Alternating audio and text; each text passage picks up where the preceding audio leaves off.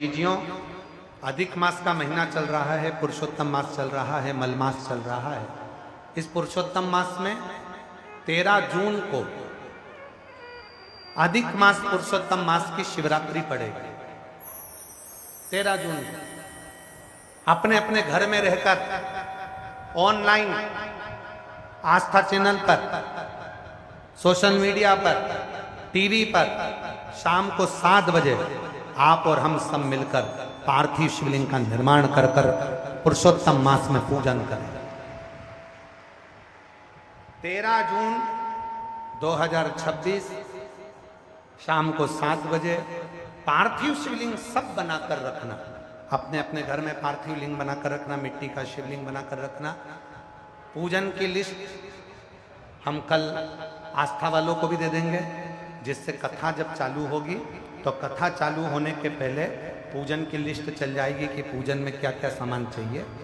कथा समापन के बाद भी पूजन की लिस्ट और कथा के बीच में भी पूजन की लिस्ट चलवाएंगे, जिससे आप लोगों को मालूम पड़े कि अभिषेक में पूजन में क्या क्या सामान चाहिए। पार्थिव शिवलिंग का पूजन, पर उस पूजन में 5 चीजें जरूर चढ़ाना है। वो 5 चीजें कौन सी हैं आप उनको लिख लीजिए। जो ज्येष्ठा के महीने में जो अधिक मास आया है, उस अधिक मास की शिवरात्रि पर जब अपन 13 जून को अधिक मास की शिवरात्रि पर शाम को 7 बजे अभिषेक करेंगे ऑनलाइन, तो उसमें 5 चीजें जरूरी है। पहले नंबर पर शमी पत्र। शमी पत्र ज्येष्ठ के महीने में जो शिवरात्रि होती है, उस शिवरात्रि पर जब हम शमी पत्र शिव को चढ़ाते हैं पार्थिव पूजन में, तो हमारे घर में कोई भी व्यक्ति अगर रोग से ग्रसित है या बीमारी उसको आने वाली है या बीमारी से कोई दुख है, तकलीफ है, तो शमी पत्र चढ़ाने से वो दुख उसका समाप्त हो जाता है, उसकी बीमारी मिट जाती है। तो पहले नंबर पर शमी पत्र। दूसरे नंबर पर आंखें अक्षत 11। अक्षत जानते हैं? चावल 11 चावल के दाने सेगे आंखें, वो शिव जी को चढ़ाना है। अक्षत कार्य सिद्धि के लिए अपन को 11 समर्पित करना। दूसरे नंबर पर अक्षत। तीसरे नंबर पर बेलपत्र, केवल 1 बेलपत्र भगवान शिव को समर्पित करना। बेलपत्र सुख समृद्धि के लिए चढ़ाएंगे। और चौथे नंबर पर कनेर का पुष्प, जो ज्येष्ठा अधिक मास की शिवरात्रि है उस पर कनेर का पुष्प चढ़ाएंगे।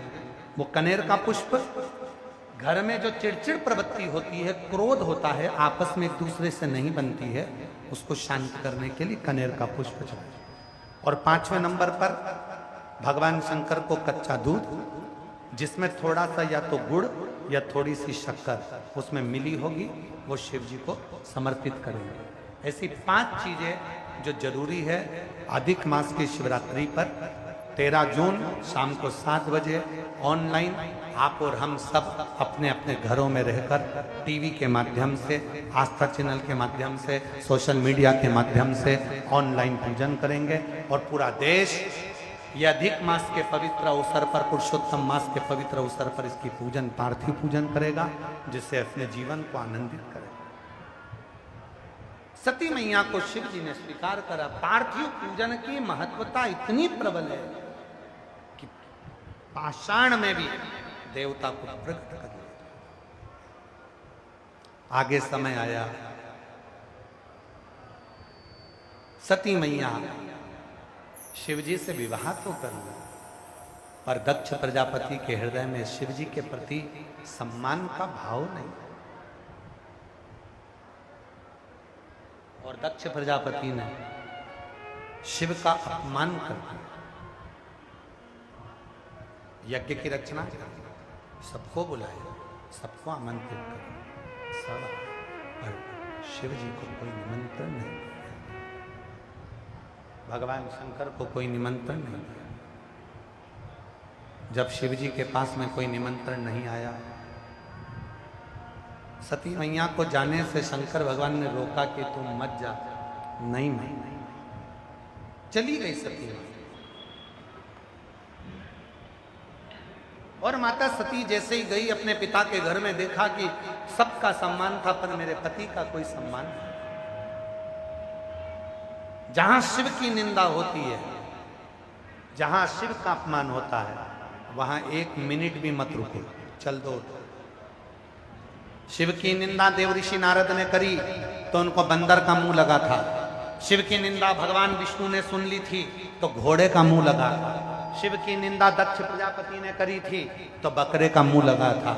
शिव की निंदा अगर जरा सी भी होती है, हम अपने कानों से सुन लेते हैं तो हमें जिंदगी भर कहीं ना कहीं अपने कष्टों को झेलना ही पड़ता। शिव निंदा ना तो कभी शंकर की निंदा करे, ना शंकर की निंदा सुने। क्यों सुनना निंदा? अपने कान है, कोई कचरे का डब्बा तो नहीं है कि कुछ भी कचरा इसमें डालते जाओ।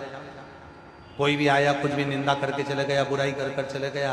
अगर तुम्हारे कानों में निंदा सुनने का सुख है तो नीचे लिख दो डस्टबिन। मेरा कान नहीं है कचरे का डब्बा, लिख दो नीचे डस्टबिन, और ऊपर लिख दो यूज मी। मेरा कान नहीं कचरे का डब्बा, इसमें कचरा डालो। निंदा डालिए, चुगली डालिए, बुराइयां डालिए नहीं। दक्ष प्रजापति ने शिव की निंदा कर दी थी, इसलिए दक्ष प्रजापति सती मैया के प्राण छोड़ने के बाद कटासीर अग्नि में गिर गया। दक्ष प्रजापति को बकरे का मुख लग गया। बकरे और वो सती माता जो जलकर भस्म हुई थी, वो हिमालय राज के घर में माता पार्वती के नाम से प्रकट। बाल्यावस्था से ही माता पार्वती जी शिव की साधना में लगी रही।